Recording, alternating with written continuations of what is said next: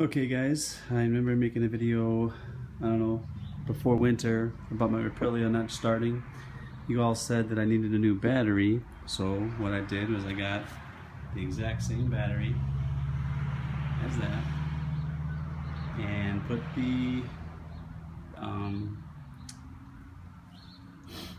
acid inside the battery as well and tried it again. Same thing happens, it cycles up, gets good power, clicking, clicking, clicking.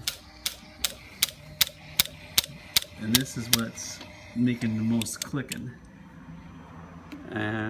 This sits up in here. This is a relay made in Japan. And I looked online and looked to see some forums, what was going on. Sometimes this piece does get loose because of the vibration. So yes, I tightened the shit out of that. I tightened these and still no start. So again, everything seems to be working and making noise. This thing's clicking and that's it.